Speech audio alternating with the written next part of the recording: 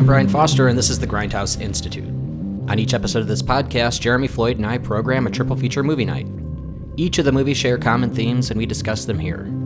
We're happy you could join us for today's block we call Val Lewton Horror. Today we are taking a look at the work of Russian-American novelist, screenwriter, and film producer Val Lewton. After nearly a decade-long journey through Hollywood, Lewton was made head of the horror division at RKO Studios in 1942, where he produced a subtle yet haunting string of some of the most successful horror classics of all time. Even after falling in love and marrying, Irina continues to deny her husband Oliver's romantic advances. Is she simply nervous of this newfound love connection? Or is she truly afflicted by an ancient curse that will turn her into a panther if she is ever aroused? Simone, Kent Smith, and Tom Conway star in Jacques Tourneur's Cat People from 1942.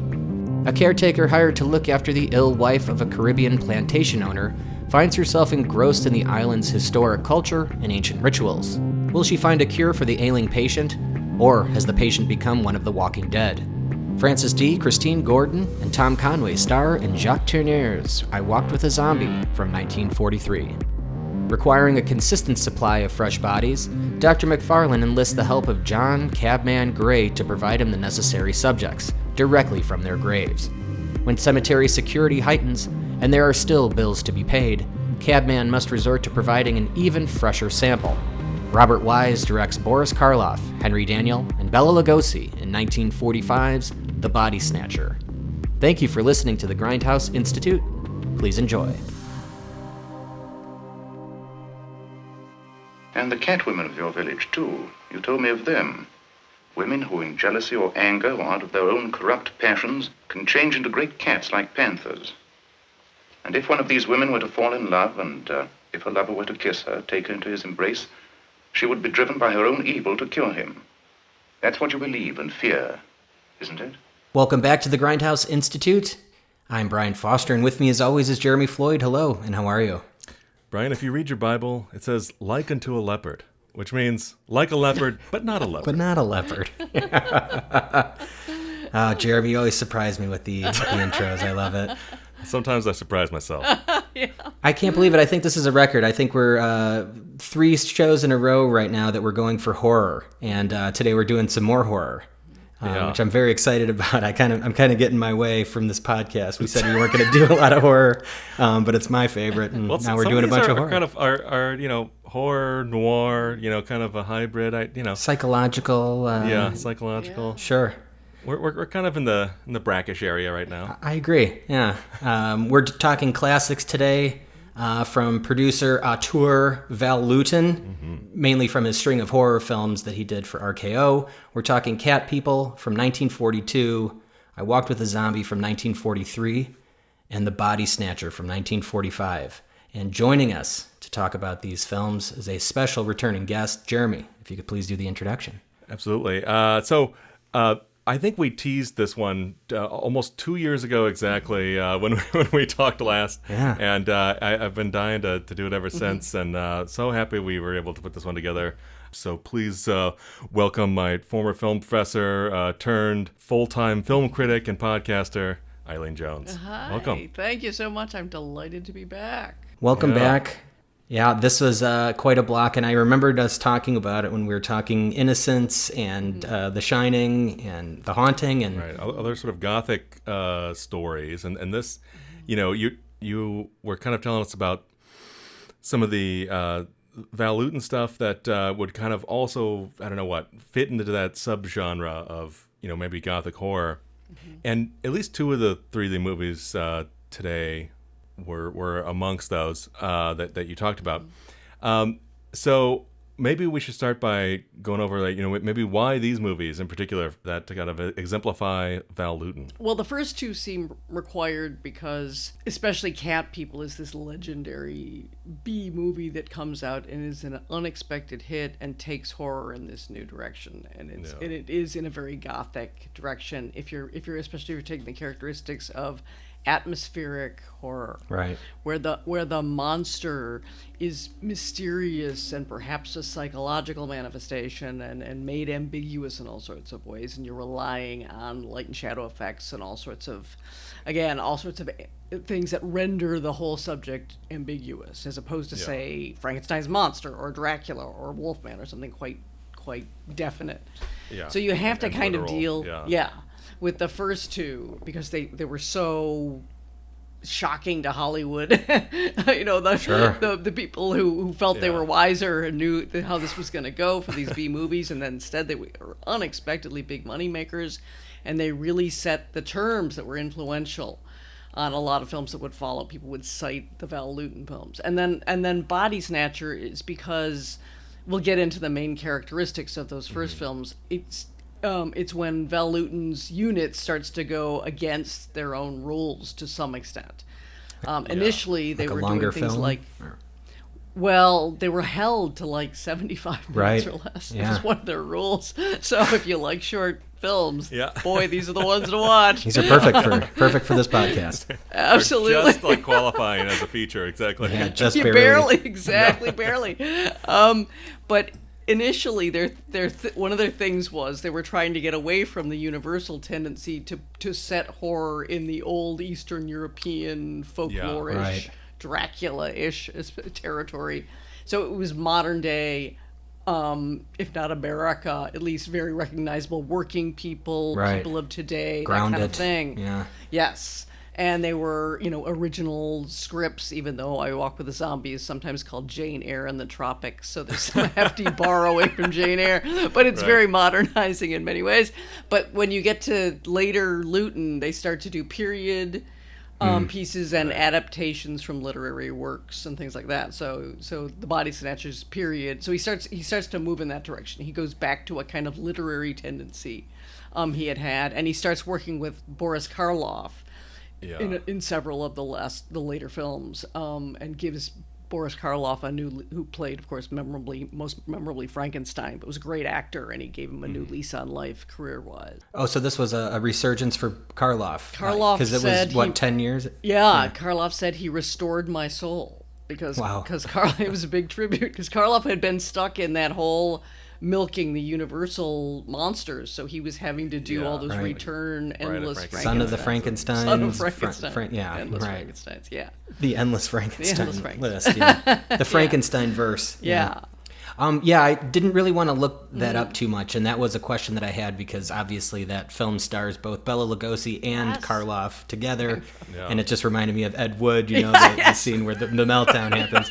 Legendary antipathy between the two of them, which I still am not sure how true that is. Karloff does not deserve to smell my shit. It's so brilliant in Ed Wood. Sidekick? It's one of my favorite films, but I love it. You know which movie of yours I love, Mr. Lugosi? The Invisible Ray. You were great as Karloff's sidekick. Karloff? Sidekick? Fuck you! Karloff does not deserve to smell my shit! That's an amazing one, yeah. But what I was wondering was, because that was such a long while after both Dracula and Frankenstein, that I was wondering if it was either this was kind of a movie where they got a little bit bigger of a budget to put forth and they got these big name actors, or was these actors coming back up on the rise almost?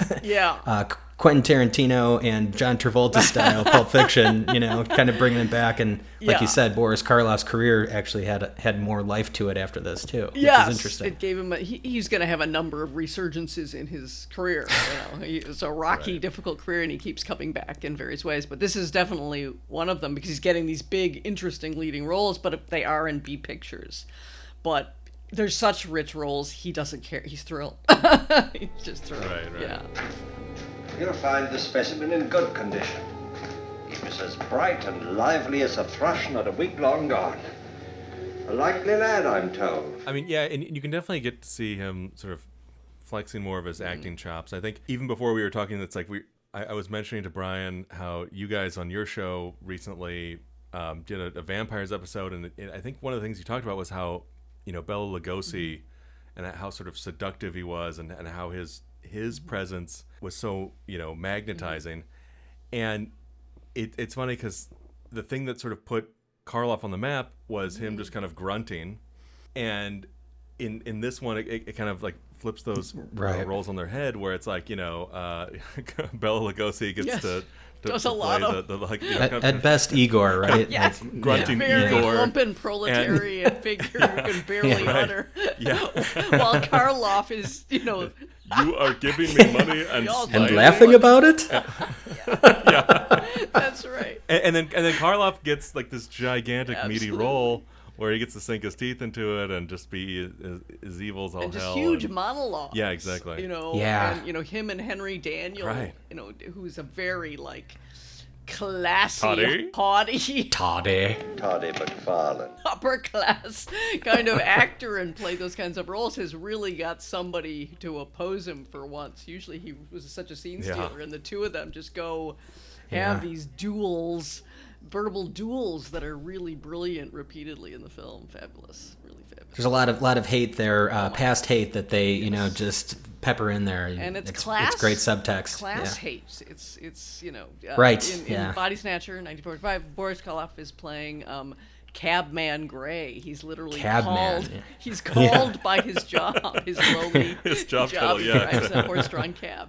And he keeps saying, yes, I'm a poor man, I'm a humble man, I've had to do many things that I did not like to do. But as long as you, the great Dr. McFarlane, Toddy McFarlane, dances to my tune, that long am I a man. So he has these wonderful speeches of banked rage that are marvelous to see. You and I have two bodies, very different sorts of bodies. But we are closer than if we were in the same skin.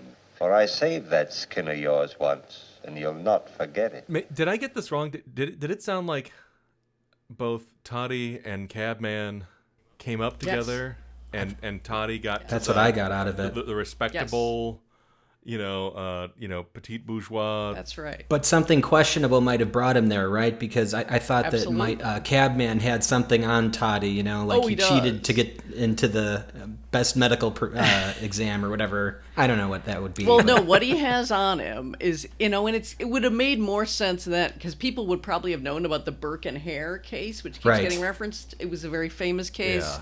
I had to look that up. Yeah, early 1800s. It's the movie's set in Edinburgh, and Edinburgh was a huge center of learning in the early 1800s, especially advancing rapidly in medical knowledge. But it was against the law to take dead bodies, to experiment on. It was considered very ungodly practice, and so doctors were relying on people like in this movie Cabman Gray, but in real life it was. The most notorious pair were Burke and Hare.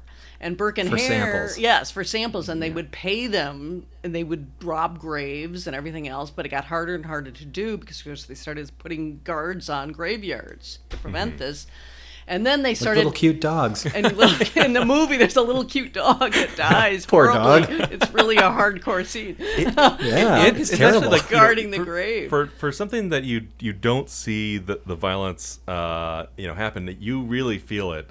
Oh man, even though it's very off clear camera. what's happening. Yeah. Oh yeah, it's all in shadow. You just see the shadow of Cabman Gray raising the shovel, and you hear the dog barking. It's very Val Lewton, right? The horror in the shadows. Yeah. So anyway, the Burke and Hare case, what they started doing is murdering people because they were getting money. So they just, they'd murder drunks and stuff.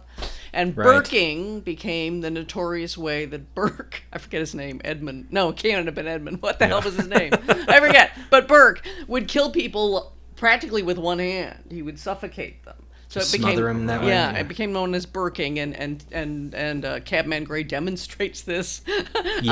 on Bela poor Lugosi. Bela Lugosi in the movie. This is how we did it, and then he kills him. But anyway, I have to show you, right? right. So Cabman Gray was supposedly there for the Burke and Hare era. So the doctor, and this is really true, the upper class doctor, Dr. Knox, who employed Burke and Hare, flourished. Nothing happened to him. Burke was hanged.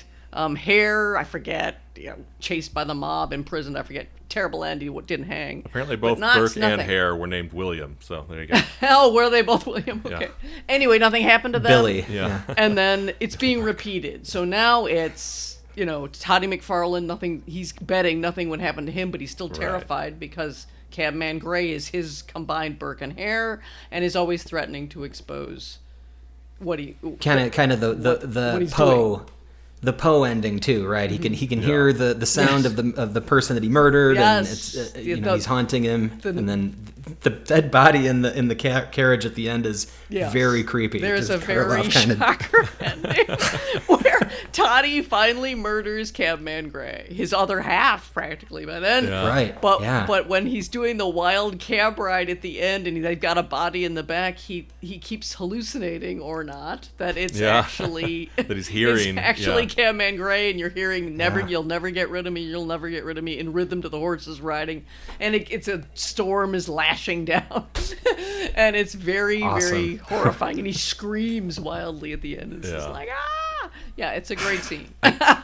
It's wonderful. I love the imagery of the sort of shirtless or possibly naked Karloff. Karloff flopping, the body beside him. Absolute corpse. Onto Toddy.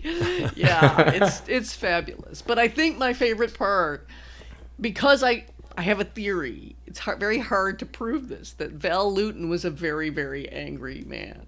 And I think he was very angry in a kind of, I just think he identified with the underdog tremendously in life.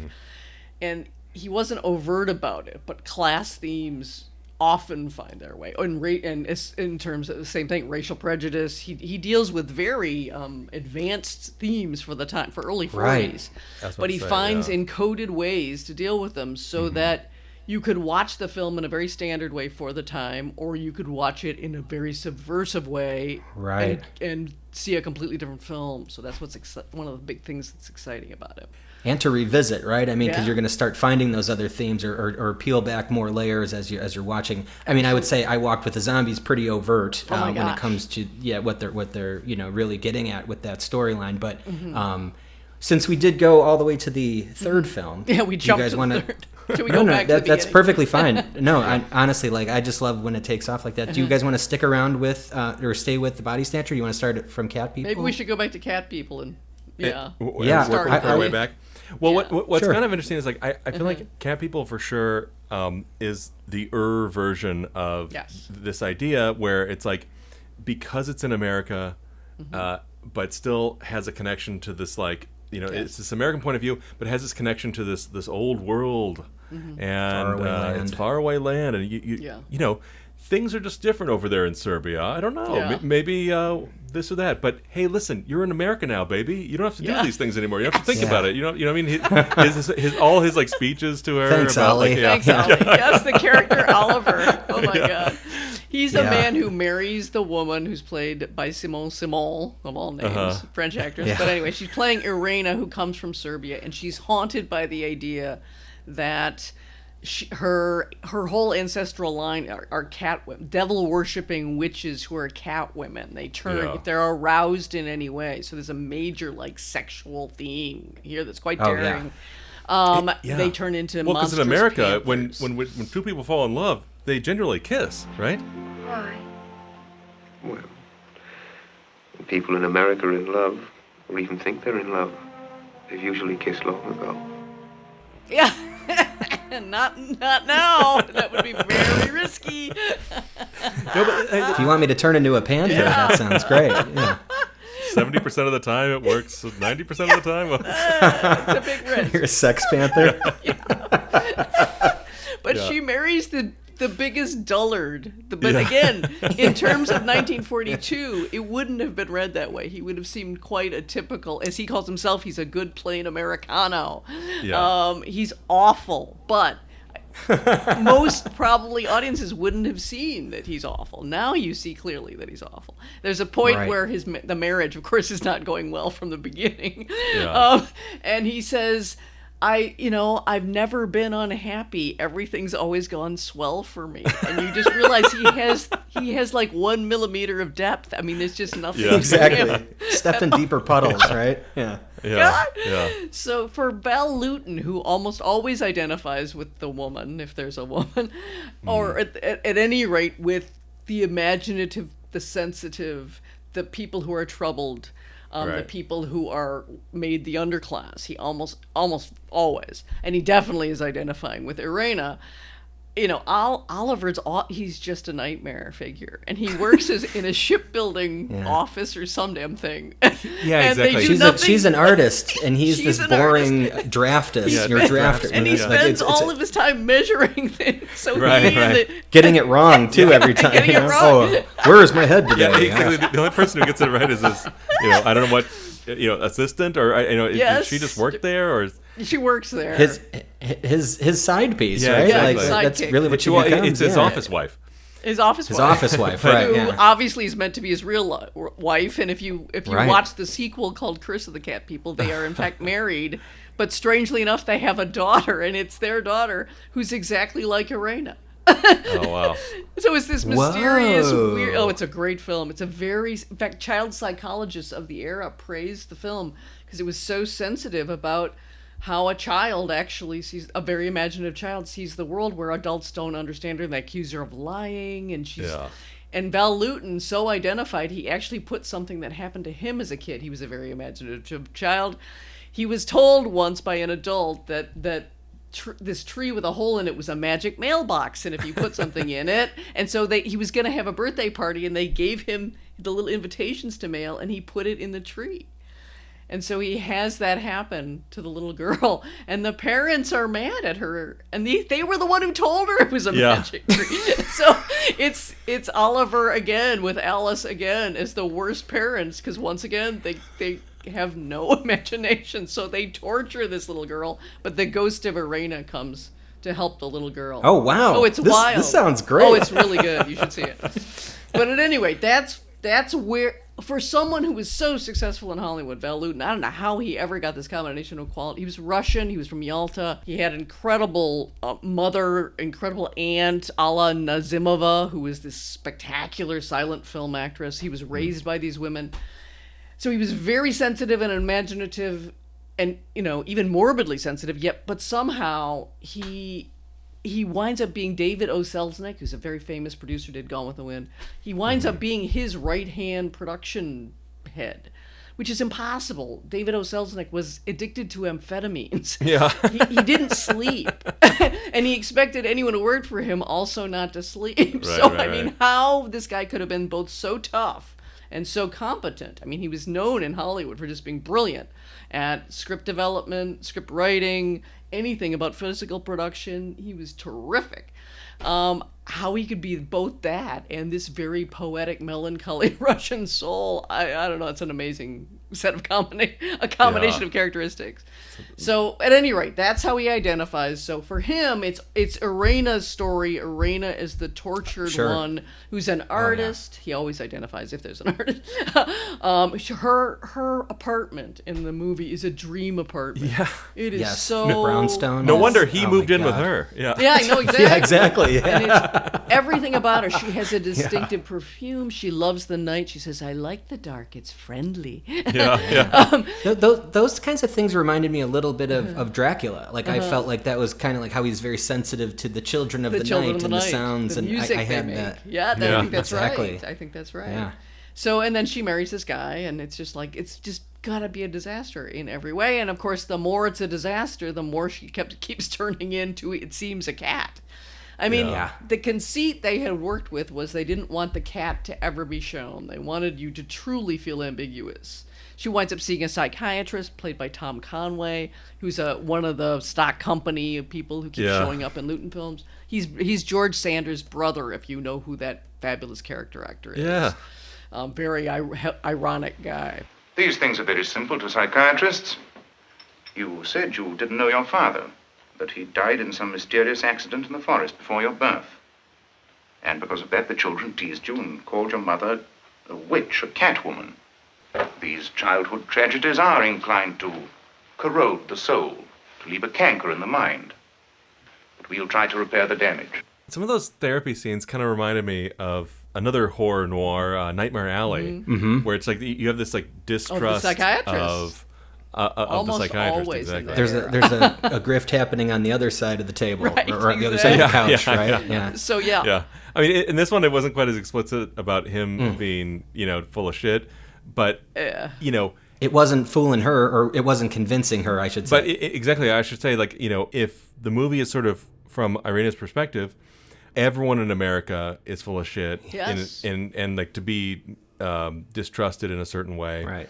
Because, no one believes in anything, and everybody, has this very polite and, outwardly, mundane and banal way of being, but underneath, like you were saying, like this guy, just had never had anything wrong with him, and never ran into anything, and why didn't everything go my way as soon as Irena, was in love with him, and that's exactly right. It's a great way to read it as Lewton bringing all of his sense of like intense, rich history from a Russian background.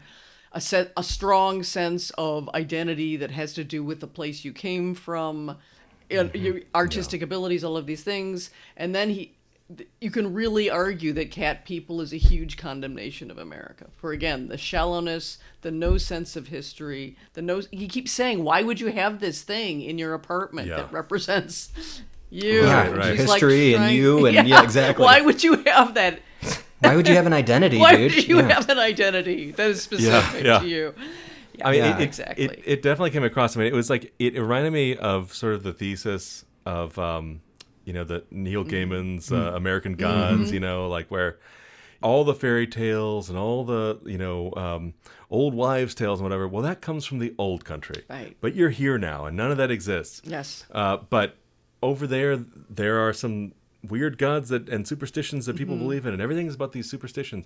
But here, it's where the superstitions come to die. Exactly. And there's nothing to replace them with. And nothing to replace them with. And there's no new thing. And so it's this like big, tabula rasa over here. Right. And yet, like, that's sort of like the fascination that this movie has is like, well, what happens when NPC like video game characters, or like very, very shallow characters, like very American, very tabula rasa, run into somebody who has those beliefs and convictions, right? And things. And how do they metabolize this? Right. He's got his formula to apply to her. He's very sarcastic. He's clearly coming out of probably a Freudian school, but he's clearly, the implied reading is you're sexually disturbed. Yeah. And he doesn't really believe in it, and he's also a lech, so he's ultimately going to make the move on her as if that will somehow demonstrate that she's wrong. And then, in one of the most satisfying scenes ever, she kills him because she turns into a panther. Right. This will solve you. Yeah, exactly. Yes, it's really wonderful to watch.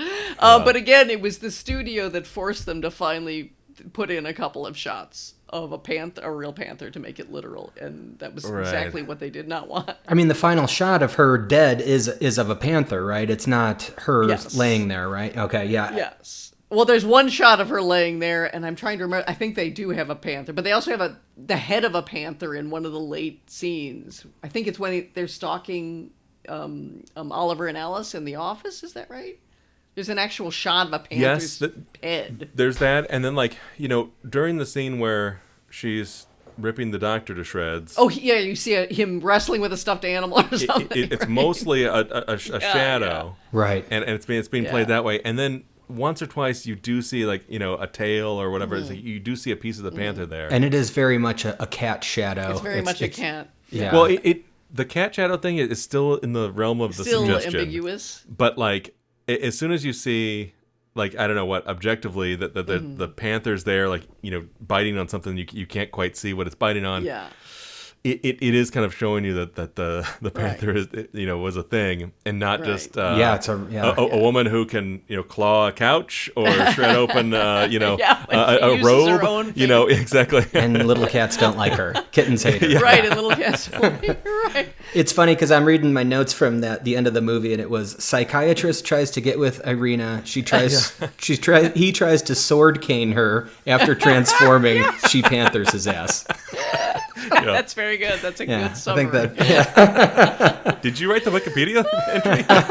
I just love that he had a sword cane, like I know. This guy was armed. Well, because he's trying to be the modern King John, because that statue of Right, Oh, yes. very King John. phallic statue Right. of spearing a cat, an evil cat. I mean, that's the statue she has in her apartment. Yeah. And I should note, one of the restrictions on Lewton, which he hated, was he had a very limited budget, which meant a limited time and all these other things, but he was literally given the title. Yeah. So and he hated the title. So it was like, So you're these guys doing were a just movie called handing them Cat out? People. Yes, and you're doing a movie called I Walk with a Zombie, and he'd be like, "Are you killing me here?"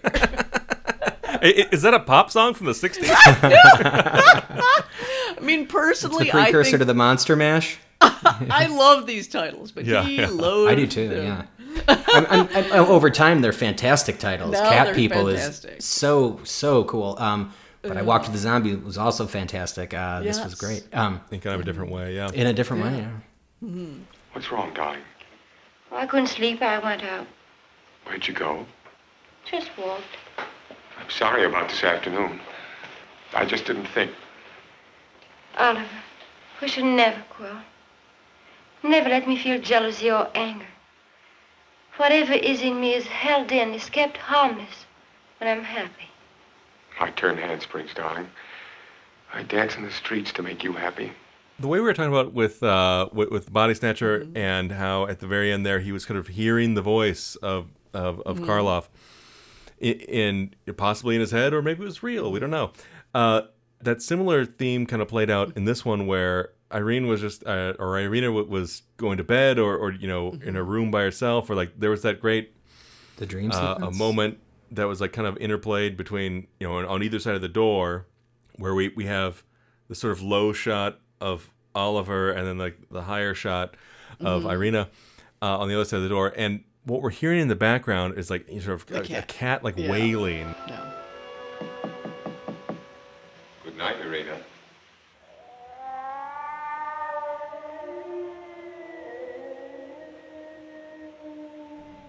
Sounds like a woman screaming or like wailing. Yeah, almost. And what's funny is I feel like that sound was like sampled in Blade Runner. Oh, in sort of the third act. Wow. I mean, because it sounded so like so Oh my familiar. gosh! Now I want to hear that.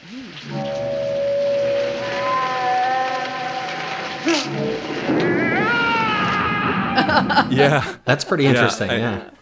that sound. It's like, okay, that could have been diegetic. That could have just been something outside.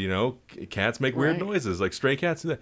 But also, it could have been in her head, and it could have been in sort of an internal like, am I the only one hearing this? Type of thing? Right. But before we see some of those objective, third party shots of the Panther, that's one of those moments where it's kind of playing it right down the middle of Right. like, you decide Absolutely. where's the sound coming from. Right.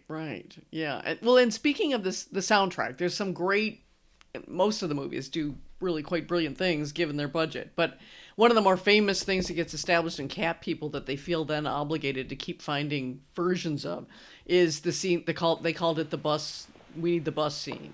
So that's where as Irina gets more and more jealous of the relationship between Oliver and his office wife, Alice. Yeah. She starts. There's a famous scene where she's stalking Alice. So she's walking. So it's little high heels. So you're cutting from Alice walking faster and faster down a city street to Irina, and you keep cutting back and forth, and the distance seems to be getting shorter, and you're getting tenser and tenser. And then there's rustling in the trees, and you're like, if she became a cat, oh my God, she's above her now. And then just as Alice is panicking, a bus pulls up.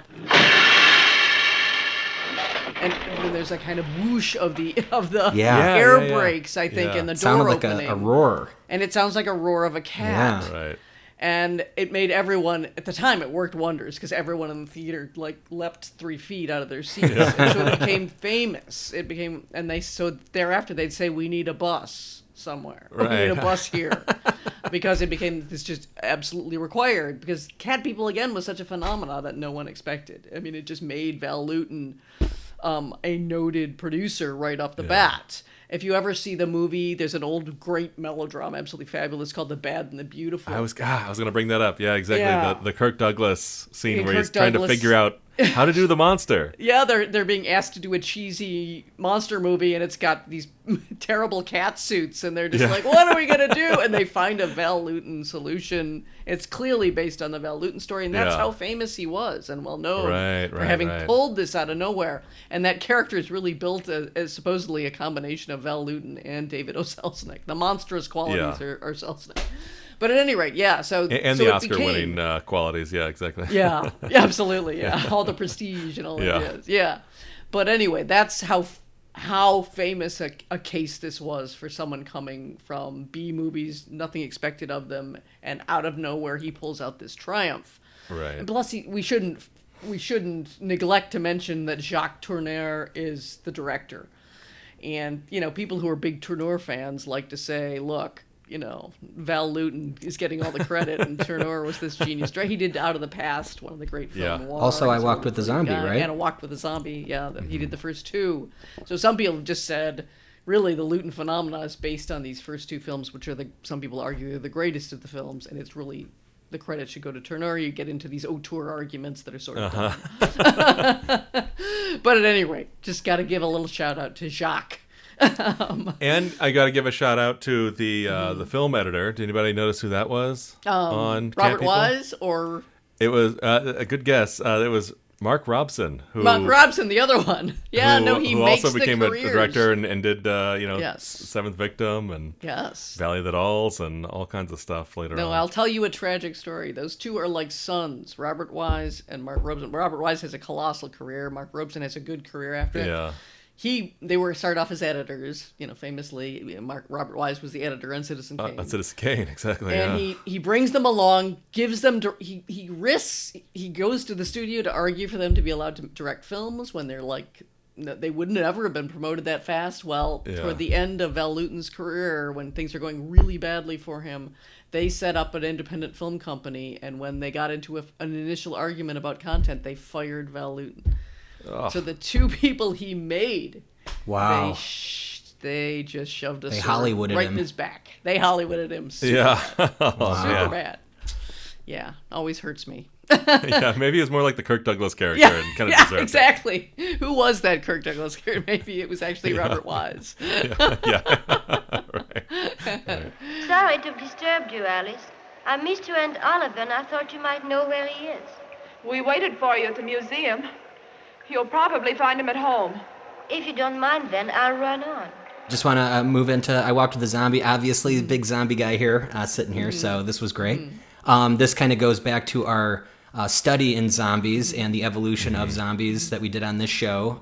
This is more of the automaton, something that's controlled, more of a dead shell, if you will, of a human. But they did say that this zombie was dead, right? Yeah, it was very white zombie. It was very white zombie, yes. Especially her like white gown that she was wearing, the woman who was, I don't know, was she a zombie? Was she just right? Did she just have her fever? Burn out her spine, or whatever it was. It wasn't quite clear on that, which is kind of interesting. Again, that the sort of Val Lewton quality. But what's great about it is you're right. It still has the pre-1979 conception of the zombie, right?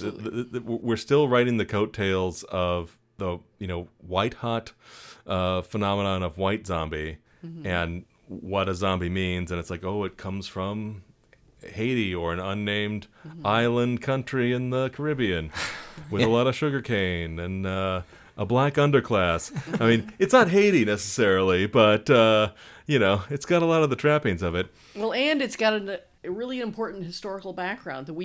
America militarily occupied Haiti for a number of years. Multiple times. But during a crucial period is when, anthropologists, whether real professionals or just amateurs, started doing studies of the zombie. Anthropologists in air quotes, exactly. It became a pop culture phenomena. So I think White Zombie was first a stage play that was a big hit before it became a movie. So people were already enthralled. Yeah, well, one of these people that you're talking about, like the W.B. Seabrook, he wrote that book. I can't remember what it was called now. Fantastic Island or something. Yeah, Magic Island. Magic Island. Yeah. And he introduced more. I mean, like, you know, it's not the first word zombie in print, but it's the one that put it into the, you know, English lexicon, Right. and particularly in America. And then that became sort of loosely adapted into a stage play, which then became loosely adapted into White Zombie, which is a movie that, I mean, it is very stiff and weird when you watch it now, but it was so popular. I mean, it played for over a decade. It would be playing in every city, you know, across the country, you know, at least once a year. And, you know, you can't dodge what the central, even the name White Zombie is pointing to. The idea that the white, especially the blonde white woman, could be zombified and enslaved. That doesn't make sense. Only black people are exactly. zombies. Yeah. Is the whole, and you're right, I Walk with the Zombies simply borrows that aspect to make everybody focus on, her name's Jessica Holland in the movie. She's the glamorous, but apparently zombified. Nobody knows. As you pointed out, is it a fever? Is it what happened? Right. Is it a mental illness? Is she really been turned into a zombie? But you're constantly looking at this woman who is such an emaciated, model-like creature that she could pass for thinness now. Yeah. She's so thin, and she's wonderful. But she just wanders around as in a dream with everyone raving about how beautiful she was, et cetera, and fixating on her. Everyone wants her. That there's two brothers fighting over her, basically, what's left of her. Yeah. and, you know, the black population is determined to reclaim her because they recognize her as a zombie, and the zombie is their province of power, so they're determined to get her back. So you get this whole... It's the white woman zombie that everyone's really like, whoa, this is what we care about here. Yeah. Right. So is that what we get from, you know, in the ending, when we kind of realize that she is being controlled and there is effigies being used to control people and move them around and et cetera? Is that what we are determined, or is that kind of clear at the end that that's what's happening? Is anything clear at the end? That's what I love about the end. Okay. Like, I've never seen a movie that's mainstream, especially B movie of that time, that breaks down into poetic pieces like this movie does at the end. You start getting out of nowhere. You start off, keep in mind, the naive nurse from Canada named Betsy, played by Frances D., who's the kind of Jane Eyre character who's going to come and she's a nurse. She's going to come and take care of this wife who's either, again, mentally ill or whatever's happened to her. And she falls in love with the husband, who's very Mr. Rochester-esque in his Byron-esque brooding, etc. That's Tom Conway again. I think they described him as Byron-esque or something, right? They might even use the word, but at any rate, he's clearly or maybe doing I'm thinking of Byron. maybe someone said it in Body Snatchers. But anyway, someone definitely said it at one point. Yeah. So she starts narrating. You know, you're hearing her voiceover thoughts about her. But by the end, an unidentified voice that's clearly speaking for the black population and in very, again, poetic terms. She was a wicked woman and she was dead in her life. In Calypso tune, right? Is that what you mean? The song? Well, he has his narration, but you're right. That's Sir Lancelot, who's a Calypso singer, and he has a great part in this. He wrote that song in which he sings a folkloric tale of the two brothers who are fighting over the wife. Which, real quick, like that, those two scenes. So there's a scene sort of in, you know, dusk or daylight, and then a scene at night. Yes, where he changes. He's a little more aggressive with his song. He's a lot more aggressive. Yeah. where he goes from, you know, being Obsequious. completely like supplicating, and bowing. he was bowing and all these other things, and then comes back, walks directly into the camera, you know, and has this like very determined, very wanted to make sure direct... that story and that song was heard, right? Exactly. You know, Sir Lancelot is a Trinidadian guy, but anyway, he's a person of color, and he's walking up on a white woman nurse. I mean, at the time, that's just going to play, still, that's going to play huge. Like, he can't do that. That's just like, wow. Yeah. So, and Ian, notice he also walks like a zombie. He stares at her in a fixated way, and he just keeps slowly coming at her, like Jessica had done in an early scene, which is quite scary, too. But yeah, by the end, you've got this other narrator, unnamed, intoning the final, and the whole set of images has broken down. You've got that wonderful figure of Carrefour, who's the main terrifying zombie. Love the makeup played in by- him, yeah. Oh, he's so good. Very That's creepy. Darby Jones. The eyes that cannot blink. Still don't know how they got the eyes to look like. I mean, obviously he's popping his eyes, which must have been painful, but there's something ringing his eyes. He just looks, he's so scary. And he's so tall and thin, and he stands absolutely still. And when he's, I think her name is Teresa. She's great. Teresa, shoot, I forget her name. May. She's Teresa in a lot Harris? of films. Teresa Harris, that's it. Yeah. She plays Alma the servant, and she says at a certain point, Betsy is determined to have Jessica cured by voodoo because she loves, I don't know, she loves the Byron-esque hero, but it's impossible because his wife's alive, so she's going to try to restore the wife to him. So she's going to go take her to the home floor or the center of voodoo practice. The HQ, Yeah, HQ. And Alma says, here's the voodoo patches on you. So she says the god or the guard, and you literally can't tell. He's the god of the crossroads or the guard of the crossroads, and he's just standing there, perfectly still. They do this. The great scene in the film, or one of the great scenes, is their walk through the cane. It's just all light, shadow, a flashlight, and a series of voodoo-like hanging, more and more threatening objects. Right. And there's this 9-foot sugarcane stalks all around them, and then her little piece of fabric that was supposed to allow her to get through there gets ripped off. And we're seeing a flashlight on the ground, and all of a sudden it finds a foot, and like the flashlight sort of pans up, and we see this like unblinking face. They must have scared the hell out of people back in the day, I gotta say. Oh yeah, especially in the movie theater. Oh man. Yes, they deliberately do things that are just not allowed. There's a scene later where he comes after Jessica Carrefour. He comes to the plantation. Right into her. Wow. Right into the private property. And he walks right up into the. So his face blurs. It goes blurry, It goes blurry. They didn't do that then. Right. I mean, they just didn't do that. Really remarkable.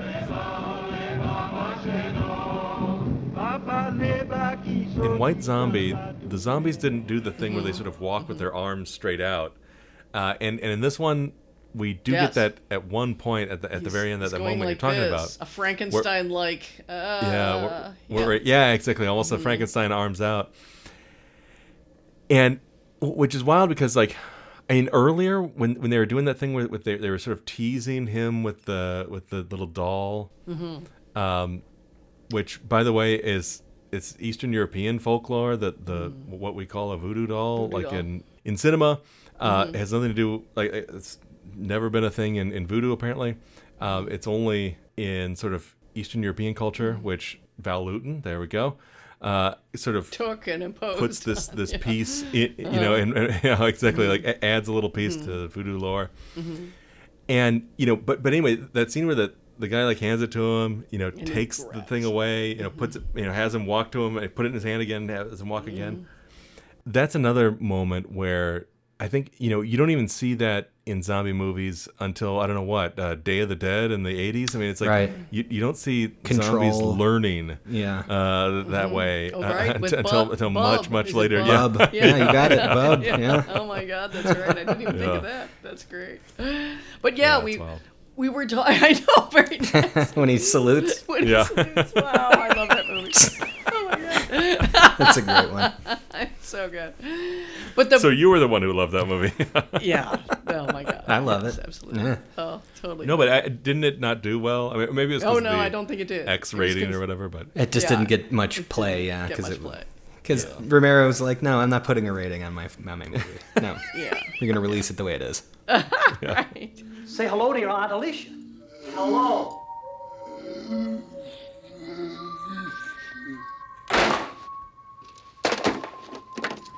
But when we talk about like the ambiguity that was being set up in Cat People, he just intensifies it it's exponentially in I Walk with the Zombie. So you get the light version.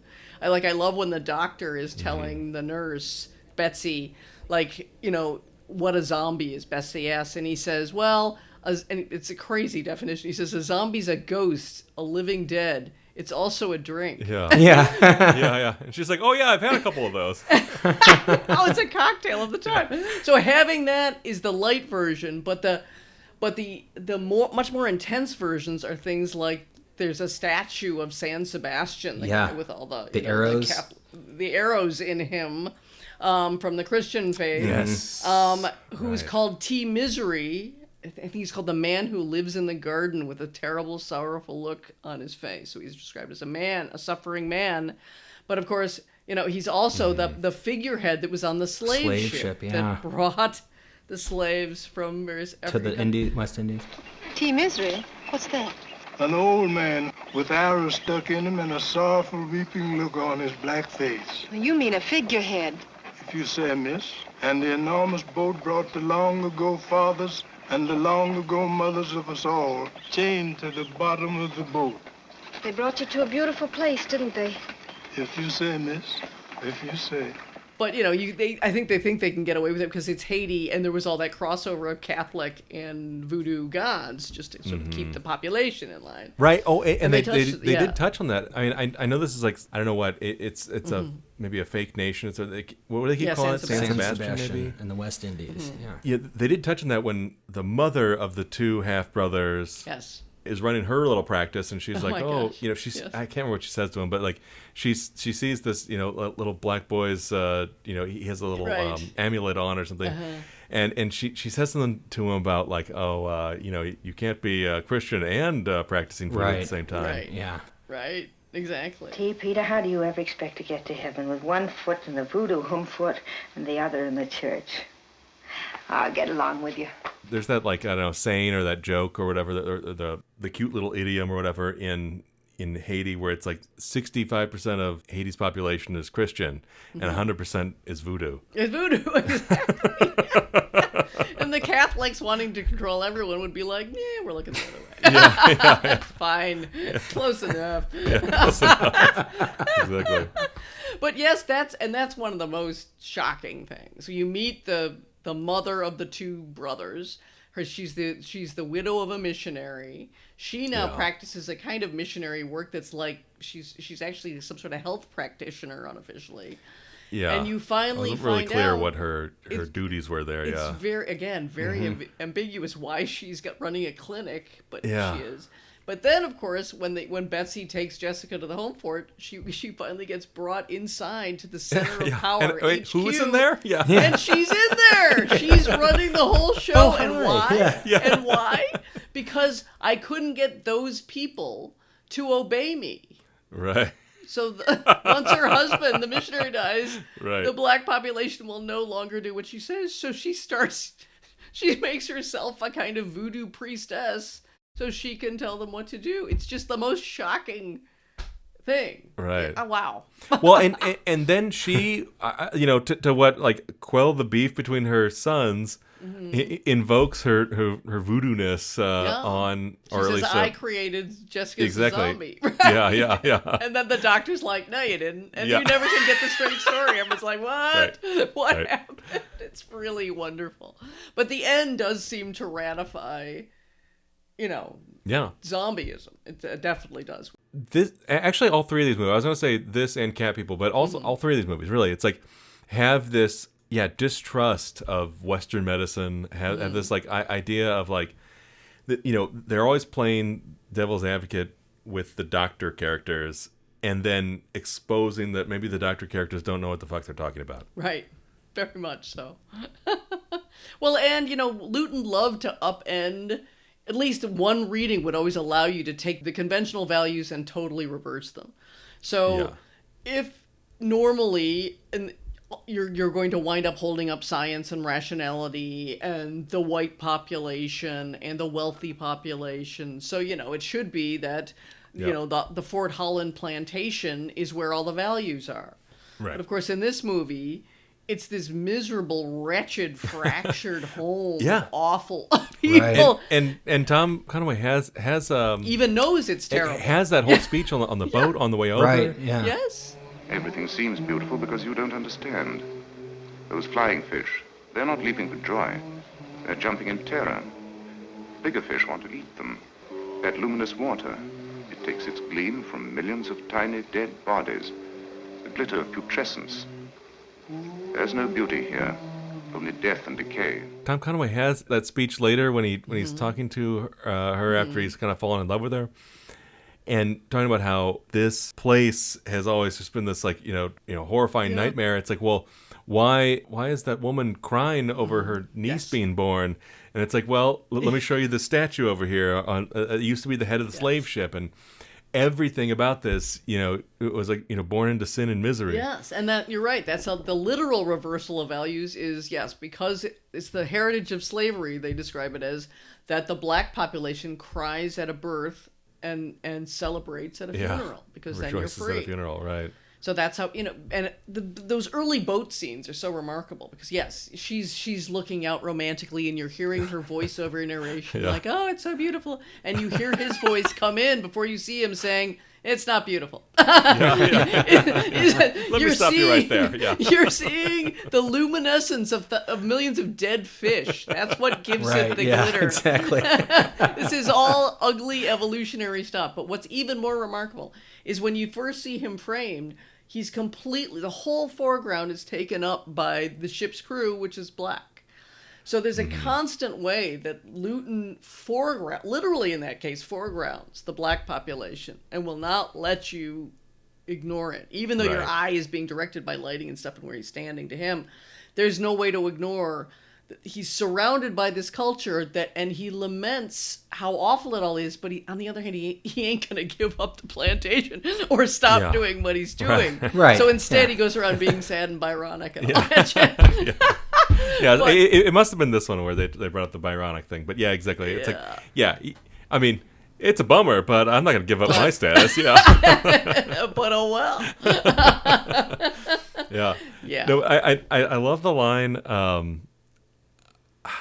I think it was Tom Conway, the Holland character, was like talking to the nurse as she got there.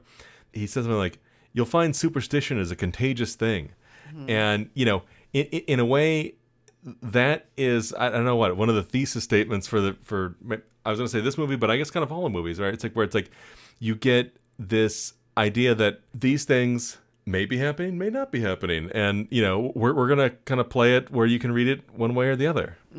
I think these two especially, because these two are so steeped in history and tales and legends and myths and things like that might be coming to fruition here. In both of them. The third one's more of just a psychological horror, I'd say. It's true. And I guess I was thinking about the sort of ending of that one, but I guess since we do see it objectively, I mean, it's like maybe we're not literally seeing from his point of view there, but the camera is taking on his point of view. So it's like, maybe we're seeing what the doctor's seeing, his corpse is there, but it's not really there type of thing. But I mean, the idea is that like, even in that one, at least for that brief scene, we still get that same sort of thesis being played out here. I guess it's something that very much seemed to have fascinated Val Lewton. Yeah, and to the extent that they could even do it because they were so pressed for time and everything, especially with I Walk with a Zombie. If you read up on it, they so many of the members of the Lewton unit threw themselves into the study of everything that they could find out about voodoo. They got way into it. So they really were trying to draw on all the counts they could get. They did a ton of research. They were hiring people that were also involved. So like there are members of the people in the home fort who were doing the ceremonial dances and stuff that are members of the Catherine Dunham dance troupe, the legendary dance troupe. Yeah.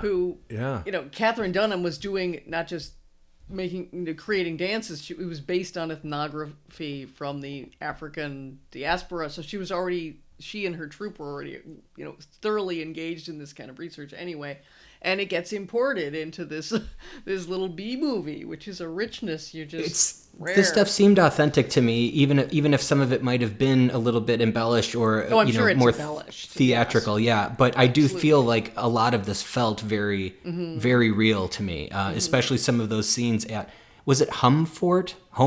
It's Home Fort. I think it's HOUMFORT. So literally like home fortress, I think it's kind of like the home fort, So I thought that those scenes were my favorite in the film by far, because you go there and all of a sudden you are in a completely different world than you are in the rest of the film. And you also see a lot of black people there, which is totally different than what you see in the estate that you're living, or the plantation that you're in most of the time.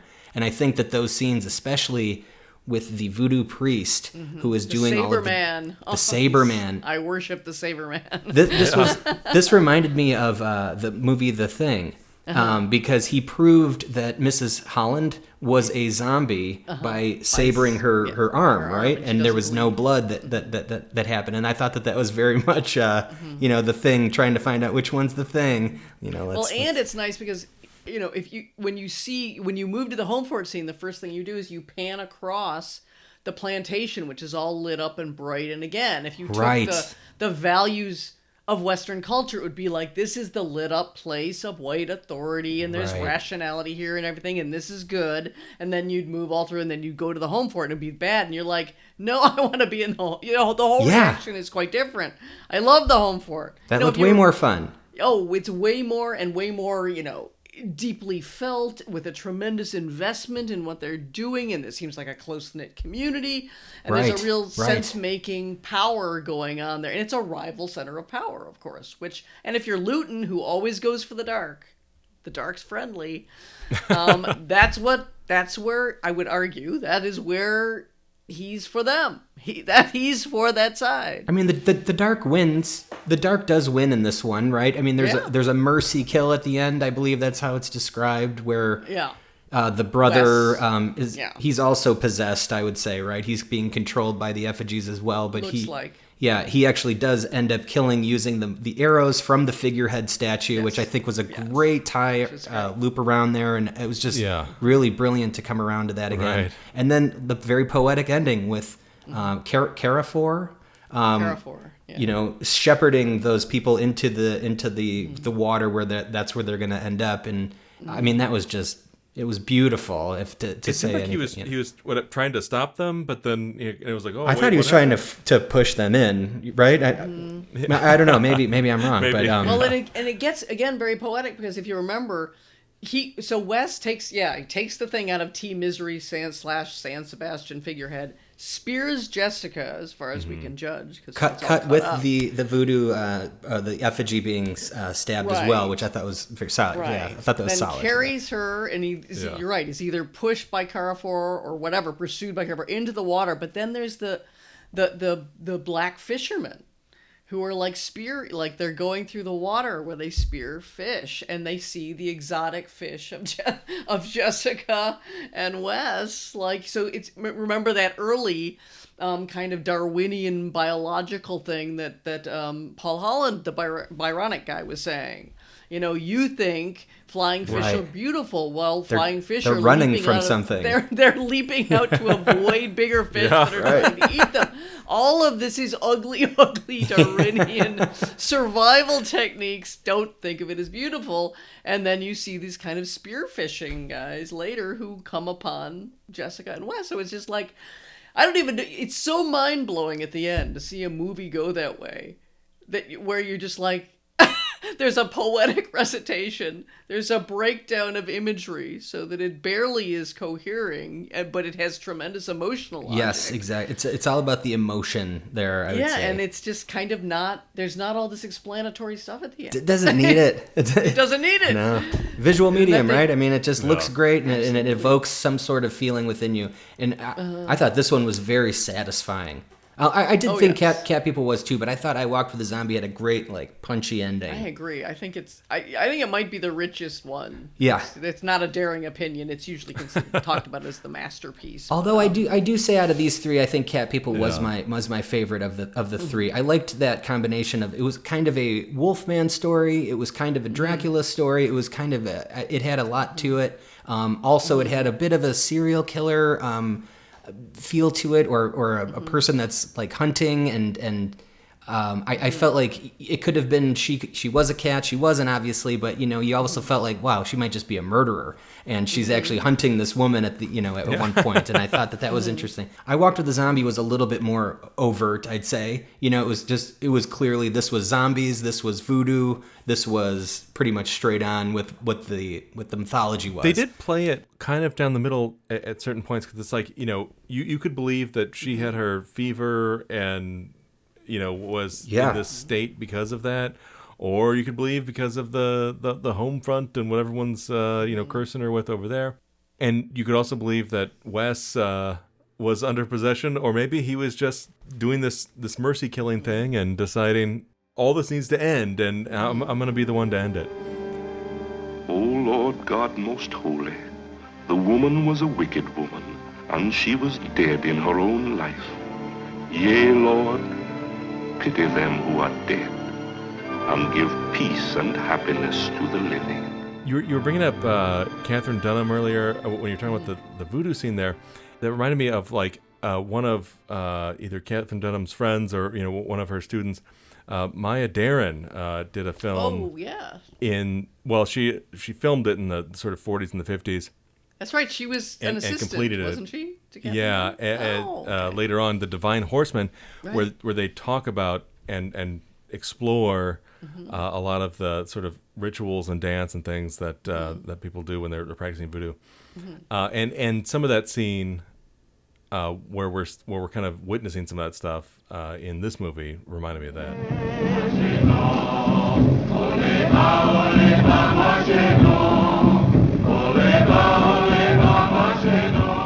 I'd just like to add that Val Lewton only lives to be 46 years old because for his heart just goes.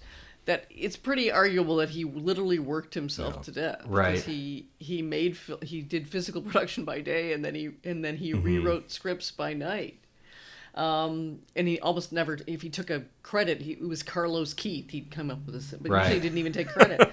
So he just worked into the ground. And if you see pictures of him right before he dies, he looks 66. He just killed himself working in film. So it's a kind of sad but inspiring story. He gave everything he had. So when I would teach the class on Val Lewton, I'd be like, look, this is a guy who wants to get it all on film. He has no money, he has no time, but he has his own incredible abilities and work ethic, and he just puts it all in. Yeah, he's a very Black Swan or the wrestler. It's like one of those characters where it's like, why don't you sacrifice everything for your art? That's fine. So was RKO at least during this time and this, with Val Lewton, was this kind of the A24 of that era where horror started, becoming this, I guess, more elevated, for lack of a better term, I'd say no, on the contrary, it's the exact opposite. Remember, they're thinking they're going to get the Catsuit movie. And they were having a big reaction against Citizen Kane, which comes out in 1941 and is horribly torpedoed by William Randolph Hearst, etc. But at any rate, it flops hugely. And then Magnificent Ambersons, they decide they don't like, even though it's a masterpiece, and they cut it to ribbons. So the Orson Welles Experiment had a big backlash to it. Right. Ironically, there's Val Lewton doing cat people on the set, one of the sets from Magnificent Ambersons. One of the ways he got more bang for his buck was he just borrowed the sets and costumes and other things from bigger movies. Wait, was her apartment lobby? It was part her of the apartment. Okay. It was Irena's beautiful apartment Amberson? building. With the staircase is from Ambersons. But at any rate, so they that was what made them say, we want a bunch of low-budget horror films in the kind of to rival Universal's money-making horror films, and that was the idea of it. They didn't think he was going to make art. God, he didn't have time to make art. It was called I Walked with a Zombie, and their idea, it's going to be a lurid, pot-boiling moneymaker, and that's all they wanted. Yeah. Now there was 10 films in this kind of era of Val Lewton or something around that. I mean, are they all pretty much of that caliber? I mean, I loved The Seventh Victim. I thought that one was incredible. I also love it. And I loved these three. I'm assuming that the rest have that kind of quality as well. A lot of them. The Leopard Man is genius. I love the later Karloff as well. There's one called Isle of the Dead. Isle of the Dead, right. I mean, they get a little messier. He starts getting more interference. Studio interference? Just studio interference for various reasons. There's change in command. He gets a really heavy-handed producer named Jack Gross, who he said is aptly named. He's the most gross person. He's got no sensibility whatsoever. So he was just getting a lot more flack than he had been in the first couple. So they're not perhaps as perfect, but they're still just if you like vampire movies, you should absolutely see Isle of the Dead, because once again it brings such ambiguity to bear with whether this young woman is the Vorvalika, which is their word basically for a vampire, and she's sucking. Everyone's dying on this island of the plague or of from the Vorvalika feeding on them, or they don't know what the hell they're dying of. And it's really fascinating film, and that's another great Karloff performance. Bedlam is also very interesting. It's all about, the lunatic asylum and the horror show that was, so it's he goes right on doing fascinating things. He's not getting quite the critical acclaim that he was, because I think people there was a critic named James Agee who was very famous.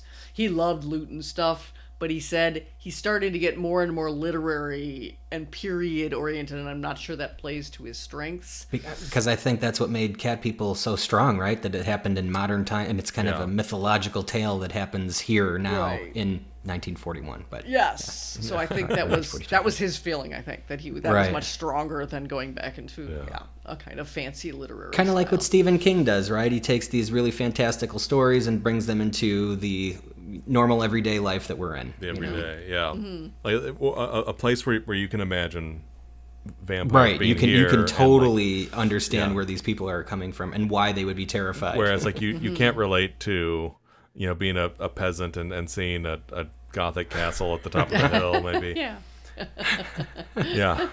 He puts it in the pub for both gentlemen and commoners, like they were talking about. You're gonna sit here with the common folk here. We'll have a bowl of hot punch and a cut from the loin of that young porker. Oh, don't worry, waiter. I'm with my friend, the great Dr. McFarlane. He wants to sit here with the commonality. I had a question. Cat People has a remake. In my, looking at this film. Paul Schrader, right? Yeah. I was gonna see if you guys had seen this movie. Jeremy, I'm sure you have not. I have not. I have seen it. Yeah, you have seen it. Yeah, I saw it when it came out. So, this seems like they really took it to the literal side of what the story is. And so literal. Had you already seen the 40s version when you saw it? Yes, I already had. Because they used to run on TV incessantly. All these old weird movies would run on TV and you'd see them. But anyway, I went to see it, and I was appalled for that very reason. It was so there's Natasha Kinski. It's a monster movie, right? Yeah, and she's wandering around practically topless, being ultra sexy, but then of course she won't sleep with the guy, and she's got they invent a twin brother, so it's incestuous with Malcolm McDowell, and I don't know. Oh, right.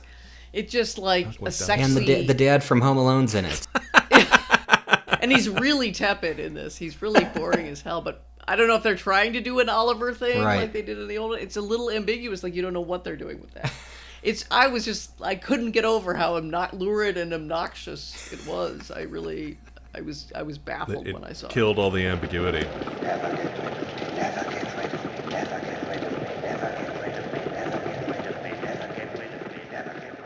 So tying all these movies together, what I love is that in all three of them, they were definitely looking for, there were characters looking for these miracle cures. In Cat People, it's for, Irina's frigidity or however Oliver would describe it. And then in the zombie, it's her crazy, is she a zombie? Is she not? And then in the Body Snatcher, where, the girl who can't walk and, the doctor comes up to her and it's like, trying to bully her into walking again. Get up. Yelling at the Get up. He's like, look, I've seen a lot of spinals, dude. This one's a faker. Yeah. What an asshole. Yeah. Let me tell you something else. I've seen a lot of spinals, dude. And this guy's a fake. A fucking Goldberger. Stay away from me, mister. This guy fucking walks. I've never been more certain of anything in my life. Get away from me! Put him down, man! Yeah, I'll put him down, dude! Up to him, baby! Well, you really want to see Isle of the Dead for this, too, because there's a doctor versus a kind of guy who buys into mythology. And the guy's like, look, what we need to do is what you need to live largely under the threat of death. So everyone watching there, it's very interesting in a COVID-related way, because he just scorns the idea that we're all going to wash our hands 9 million times and isolate from each other. And he's like, No, put our faith in the gods, like I'm gonna do. I'm gonna light some fires to Hermes, and we're all gonna be closer than ever because this is insane. And so Lewton's skepticism, I think, of again a kind of Western rationality approach, which isolates people and impoverishes life, was a constant theme. I think he was really against again the friendly dark. Go for the friendly dark every time. I like the dark. It's friendly. And taking that or adopting that attitude makes for a great horror movie or an ambiguous horror movie in some of these cases here, where it's like it puts the audience on an uneven plane, and it's like gives them that little unease about whether they can just like disconnect as this is just horror and it's fantasy and it's a big monster, or is this something that's real? And is this something that applies really directly to the way I'm living my life? Yeah. And is my rational feeling of this is real the wrong way to look at the things? wrong way to look at it. Yeah. Exactly. Yeah, that's right. And will my life just keep getting thinner and flatter until I'm just a good plain Americano, like Oliver? And that's no way to live. If you live to be 100, what good is it? Right. Yeah. Oh my gosh. Eileen, thanks for joining us again. This was a lot of fun. Oh, it's delightful. Thank you for asking. Where can our listeners find you online or follow you? I have a Film Suck, it's a Patreon podcast called Film Suck, and I write for Jacobin. I write film criticism for Jacobin magazine. Those two places. Nice. Excellent. Ah, yes. Strong and silent and very sad. Quite the Byronic character. Next up on the show, we're going to be going into the future. 2022, to be exact. We're going to be looking at movies that take place in 2022, and that would be Soylent Green from 1973, No Escape from 1994, and The Purge from 2013. Yeah, I guess we'll see what they get right and what they get wrong. Who knows? The future is wide open. Knowing some of these movies, I hope none of them are correct. Yeah. Exactly. I don't understand the song. Tell me plain how they did it. I'll show you how they did it, Joseph. I'll show you how they birthed them. Thank you so much for listening. Please make sure to subscribe and follow us on all the podcasts and social platforms at the Grindhouse Institute. And if you really want to give us a boost, check us out on Apple Podcasts and leave us a rating and review. It helps us to get noticed. Thanks so much, everybody. We will be back next week. Ciao.